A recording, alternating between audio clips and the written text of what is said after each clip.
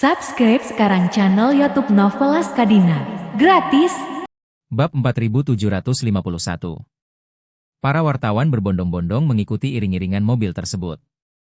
Tim barongsai terbaik di Hong Kong menampilkan dua tarian singa yang hidup dengan cara yang mempesona. Adegan itu luar biasa hidup. Meskipun Charlie selalu tidak menyukai adegan yang hidup, tetapi sekarang melihat adegan ini, dia sangat lega. Asap tebal yang dihasilkan dari ledakan petasan membubung dengan bau mesiu yang kuat. Bau yang familiar tapi tidak familiar ini membuat Charlie tiba-tiba merasa segar kembali. Dia menyukai bau asap mesiu ketika petasan padam sejak dia masih kecil. Tapi dengan larangan kembang api dan petasan di mana-mana selama bertahun-tahun, dia sudah lama tidak mencium bau yang familiar ini. Ini mungkin juga terkait dengan kecintaan orang Tionghoa terhadap kembang api dan petasan selama festival dan acara.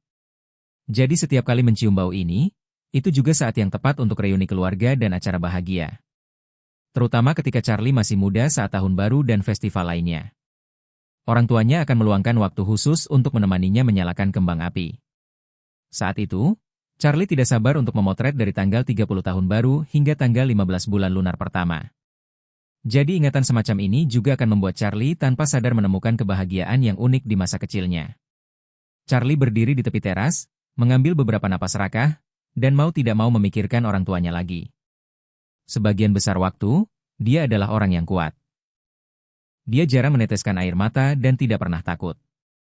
Tidak peduli seberapa keras waktu yang diberikan hidup kepadanya, dia masih bisa hidup dengan senyuman. Tetapi hanya ketika dia merindukan orang tuanya, kepekaan rapuh di hatinya akan terungkap tanpa sadar. Karakternya seperti landak dengan baju besi yang kuat, dan orang tuanya adalah perutnya yang lembut dan rapuh. Dia melihat Hogan dalam setelan jas keluar dari mobil. Hogan mengenakan setelan yang sama yang dia bawa ketika dia melarikan diri ke Amerika Serikat.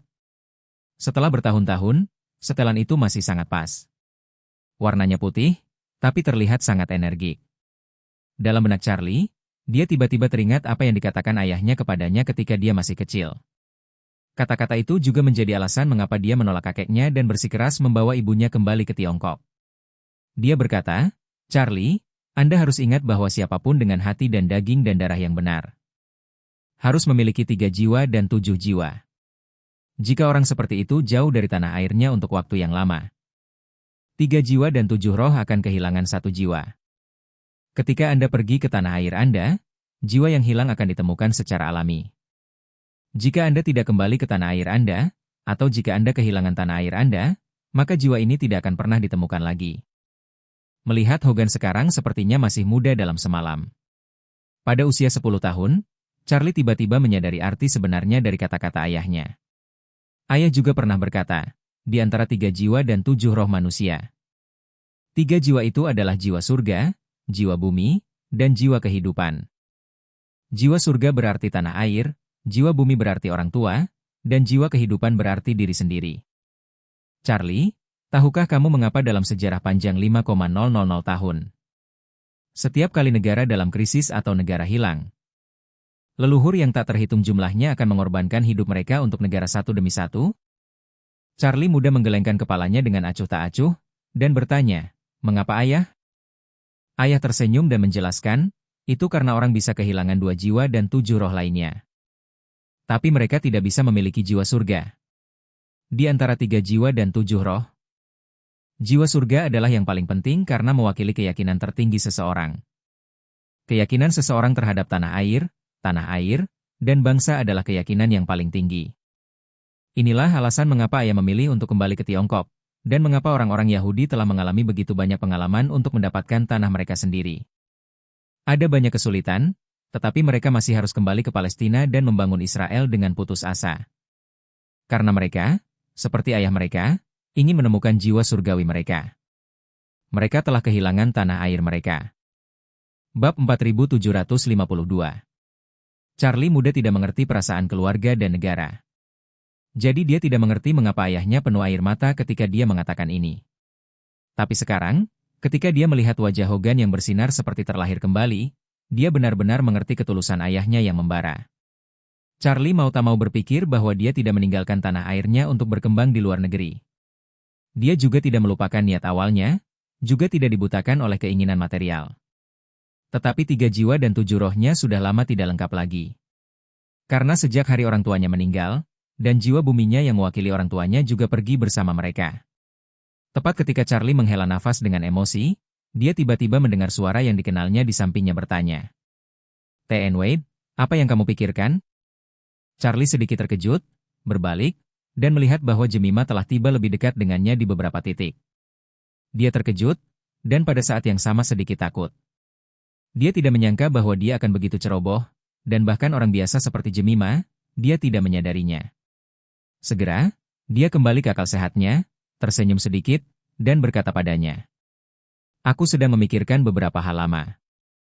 Setelah berbicara, dia bertanya padanya, "Kapan Nona Liu datang?" "Saya baru saja tiba." Jemima juga tersenyum ringan, lalu berjalan ke sisi Charlie. Melihat pemandangan yang hidup di bawah, dan bertanya kepadanya, "Apakah kamu baru saja memikirkan orang tuamu?" "Yah." Charlie tidak menyangkalnya, dengan lembut mengangguk, tersenyum mencela diri sendiri, dan berkata dengan lembut. "Meskipun sudah 20 tahun, aku masih merindukan mereka." Mengenai topik ini, Jemima dan Charlie memiliki frekuensi yang hampir sama. Dia hampir sepenuhnya memahami perasaan Charlie. Jadi dia hanya bisa menghela nafas pelan, lalu melangkah maju, mengumpulkan keberaniannya.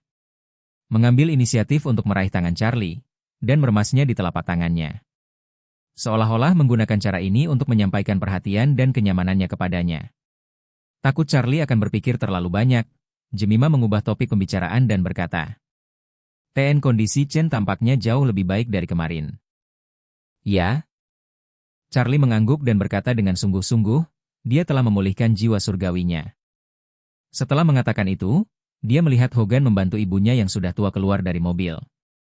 Dan buru-buru berkata, tidak hanya jiwa surgawi, jiwa duniawi juga." Jemima bertanya dengan heran, "Tuan, Wade juga tahu 3 jiwa dan 7 roh?" Charlie tercengang, dan mau tak mau bertanya, "Kau juga tahu?" "Tentu saja." Jemima tersenyum dan berkata dengan serius, "Mr. Wade, jangan lupa. Saya belajar bahasa Mandarin, dan saya telah belajar bahasa Mandarin selama bertahun-tahun. Bahkan, bersama dengan bahasa yang saya pelajari adalah filsafat dan sejarah." Charlie dengan lembut mengangguk dan berkata, "Lebih baik membaca.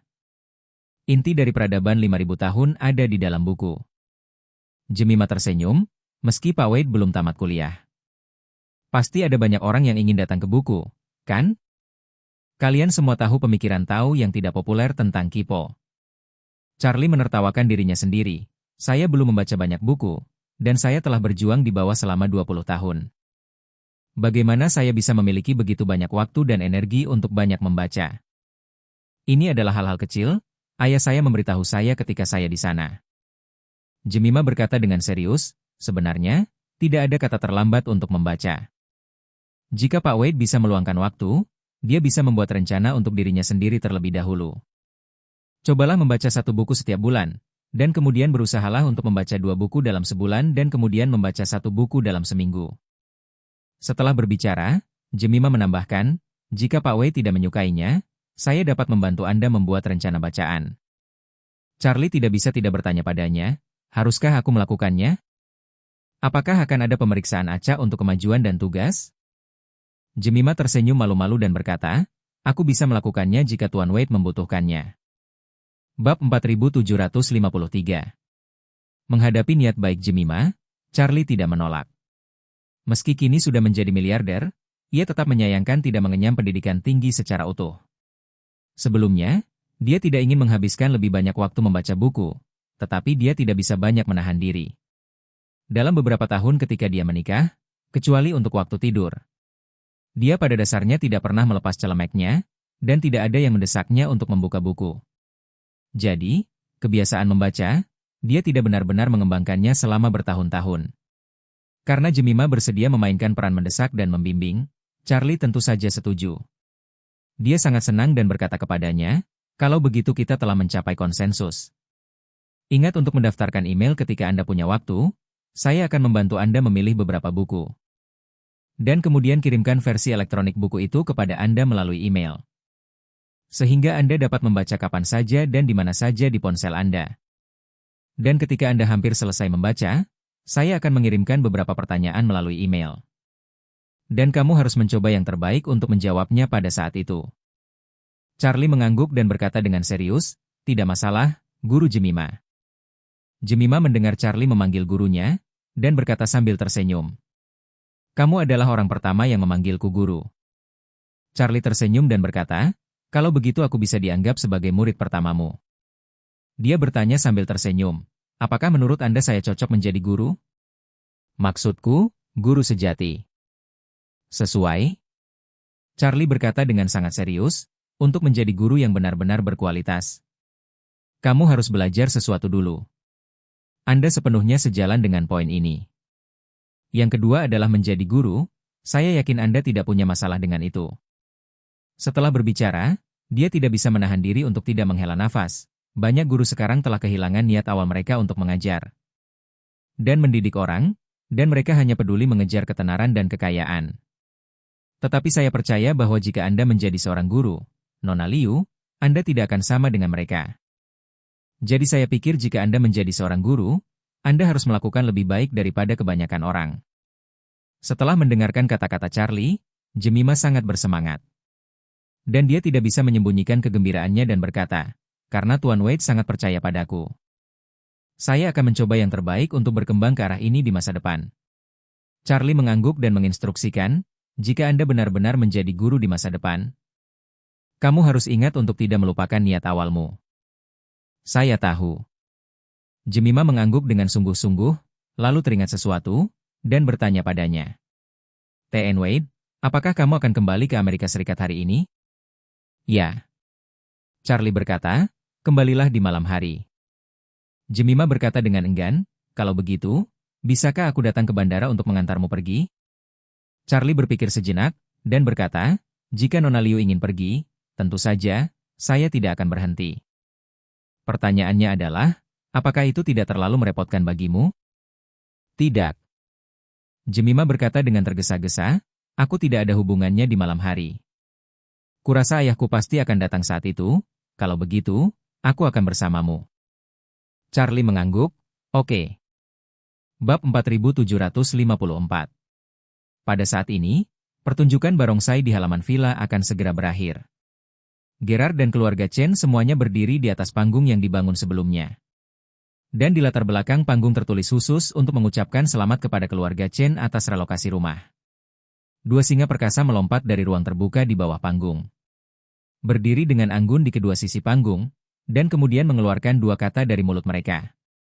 Salah satunya adalah ucapan selamat atas pindah rumah, dan yang lainnya adalah kemakmuran rumah. Yang dianggap sebagai hadiah dari dua kepala yang baik. Gerard terlihat jauh lebih bahagia daripada Hogan saat ini, bertepuk tangan sambil mencari bayangan Stella. Karena Charlie berjanji padanya bahwa Stella akan memberikan pidato hari ini. Gelombang operasi ini secara langsung merusak langit-langit wajah Gerard di Hong Kong. Hanya saja dia dikelilingi oleh banyak wartawan yang mengambil gambar saat ini. Dan dia tidak bisa melihat Stella sama sekali, dan menurut rencana awal. Pada saat ini, Tuan Samson akan memimpin upacara pindah rumah. Tapi dia tidak tahu mengapa, tidak ada jejak Samson di tempat kejadian. Yang lebih buruk, dia tiba-tiba menemukan bahwa altar ritual. Bahwa Simpson telah menghabiskan banyak energi untuk mengatur telah menghilang tanpa jejak.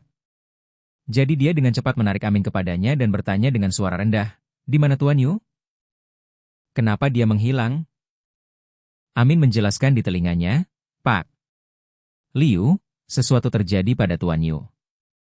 Dia sepertinya telah digigit oleh sesuatu yang dia angkat. Dan itu cukup serius, dan dia baru saja dibawa pergi dengan ambulans. Apa? Gerard berkata dengan ngeri, aku akan mengalahkan paru-parumu. Dia dibawa pergi dengan ambulans? Siapa yang akan menangani upacara saya hari ini? Amin buru-buru berkata, jangan khawatir, Tuan Liu, Tuan Wade sudah mengatur. Untuk Nona Fei untuk memimpin upacara pindah rumah. Gerard terkejut dan dia bertanya, Nona Fei ada di sini untuk menjadi tuan rumah? Apakah itu benar? Itu bukan lelucon, kan? Seseorang tidak bisa menahannya lagi. Seseorang mengangkat mikrofon dan bertanya dengan keras. T.N. Liu, bisakah Anda memberitahu kami mengapa Anda tiba-tiba membeli rumah besar ini untuk Tuan Hogan? Aku ingat kalian berdua selalu berselisih. Sepertinya ada beberapa hubungan cinta segitiga di masa lalu, Apa yang membuatmu membuat keputusan ini hari ini? Ya, Tuan Liu.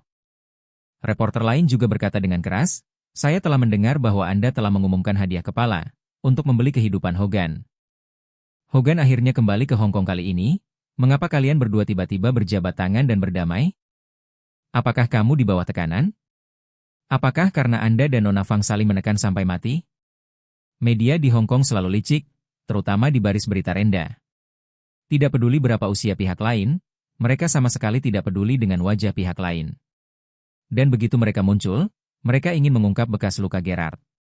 Pada saat ini, Gerard juga agak malu. Dia sudah lama tahu bahwa dia tidak akan bisa lolos dari pertemuan ini hari ini. Alasan mengapa wartawan media berkumpul di sini adalah karena mereka ingin tahu mengapa dia bersikap lunak pada Hogan. Jadi dia mengertakkan gigi dan bersiap untuk menggigit peluru dan mengucapkan ucapan yang telah dia persiapkan terlebih dahulu. Adapun apakah reporter roh monyet, percaya atau tidak, itu urusan mereka. Namun, tepat ketika Gerard ingin berbicara, sosok cantik berjalan ke atas panggung dengan mikrofon dari samping. Ketika media melihat wanita cantik ini di atas panggung, mereka semua berseru tak percaya. Bukankah dia kepala keluarga Fei, Stella Fei? Betulkah? Tidak mungkin. Apakah saya salah membacanya? Bagaimana kepala keluarga Fei datang ke sini? Benar sekali, ini Stella Fei. Saya melakukan berita tentang dia beberapa hari yang lalu. Saya sudah lama terkesan dengan betapa cantiknya dia. Betul sekali. Saya pikir itu Stella Fei sendiri. Ini adalah kepala keluarga Fei saat ini. Dapat dikatakan bahwa dia adalah salah satu orang terkaya di bawah usia 30 tahun di dunia. Yang paling berharga, bagaimana dia bisa muncul di sini? Apakah dia mengenal Gerard? Bab 4755. Reporter media lain berkata, Gerard? Bagaimana dia bisa memiliki wajah sebesar itu? Asetnya bahkan tidak jauh di depan keluarga Fei. Mungkinkah dia mengenal Hogan? Tapi ini bahkan lebih mustahil. Jika Hogan mengenal seseorang dari keluarga Fei, dia tidak akan bersembunyi di luar selama bertahun-tahun. Semua reporter media mengarahkan kamera mereka ke Stella. Satu persatu, menunggu dia mengumumkan identitasnya, terkejut sekaligus senang. Pada saat ini, Stella mengambil mikrofon dan berkata sambil tersenyum tipis. Terima kasih kepada semua wartawan media dan teman-teman yang telah datang. Saya Stella Fei, Ketua Grup Fei. Dan saya merasa terhormat diundang oleh Tuan Gerard untuk datang melayani dia dan keluarga Tuan Chen. Dan pimpin upacara pindah rumah hari ini. Komentar Stella yang tersenyum membuat semua reporter di tempat kejadian tercengang. Meskipun semua orang menduga bahwa Stella mungkin mengenal Gerard. Tidak ada yang mengira dia bisa memberi Gerard wajah seperti itu. Dalam kapasitasnya sebagai ketua perusahaan triliunan dolar. Menjadi VIP di sini telah membuat Gerard berkembang. Namun siapa sangka sebenarnya dia diundang oleh Gerard untuk tampil cameo. Pada moderator upacara pindah rumah ini, di mata semua orang, ini benar-benar wajah yang terlalu berlebihan untuk Gerard. Mereka tahu aset Gerard hanya 1% dari keluarga Fei. Melihat kengerian para reporter ini, Gerard hanya merasakan kelegaan yang belum pernah terjadi sebelumnya di dalam hatinya. Tidak ada yang membenci wajah, dan saat ini, Gerard hanya merasa bahwa wajah lamanya tampaknya tidak pernah begitu cerah dalam hidupnya. Ketika Stella maju, para reporter yang awalnya ingin melihat lelucon Gerard. Juga, singkirkan sikap gosip mereka yang biasa dan mulai menganggap upacara pindah rumah ini dengan sangat serius. Dan Stella juga menggunakan kefasihan dan pesona pribadinya yang sempurna untuk mengungkapkan 100% apa yang Charlie ingin dia ungkapkan. Ketika dia mengatakan bahwa dia mengagumi tindakan Gerard dan Hogan untuk melepaskan kecurigaan mereka sebelumnya. Wartawan media di tempat kejadian tiba-tiba merasakan hal yang sama. Pada saat ini, ketika mereka melihat Gerard dan Hogan lagi. Mereka tidak lagi memiliki mentalitas menonton pertunjukan yang bagus. Tapi mereka benar-benar percaya bahwa kedua orang itu masih bisa tertawa bersama setelah 20 tahun. Yang hanyalah sebuah cerita abad ini. Dengan teriading Stella, upacara pindah rumah ini menjadi penuh dengan semangat humanistik. Para wartawan di garis depan mengirim situasi kembali ke markas. Media Hong Kong yang tak terhitung jumlahnya juga segera menulis sejumlah besar laporan berita yang sangat positif. Untuk sementara waktu, seluruh Hong Kong tergerak oleh rekonsiliasi antara dua orang setelah 20 tahun. Dengan cara ini, dapat dianggap sebagai memberi Gerard langkah terbaik, yang sangat menyelamatkan wajahnya. Adapun Hogan, dia akhirnya bisa hidup tegak di Hong Kong. Dan tidak ada yang akan mencoba membunuhnya dan meminta uang kepada Gerard. Dan keluarga Hogan tidak hanya mengantar reuni keluarga. Tetapi kehidupan mereka juga telah mengalami perubahan yang mengguncang bumi. Di masa lalu, karena mereka adalah kerabat Hogan, mereka menderita segala macam pengucilan di Hong Kong. Namun, mulai hari ini, situasi ini akan berbalik 180 derajat. Charlie akhirnya merasa lega saat melihat pemandangan ini. Bantu Paman Chen kembali, bantu dia dan keluarganya membangun fondasi yang kuat di Hong Kong. Dan pada saat yang sama mendapatkan janji Paman Chen. Di masa depan, akan ada satu lagi jenderal di kerajaan bisnisnya. Apalagi itu masih diakui oleh ayahnya saat itu, dan bahkan seorang jenderal yang dia tunjuk. Setelah upacara pindah rumah, Gerard mengatur asistennya Amin untuk memberikan semua wartawan media sebuah amplop merah besar atas nama Hogan, yang secara nominal adalah uang saku perjalanan dan makan. Setelah wartawan media pergi dengan puas, Gerard mengatur perjamuan mewah di villa. Di perjamuan ini, selain keluarga Hogan, ada juga Gerard dan Bella. Begitu juga dengan putrinya, Jemima. Ada juga 2 kursi VIP di tempat kejadian, disediakan untuk Charlie dan Stella.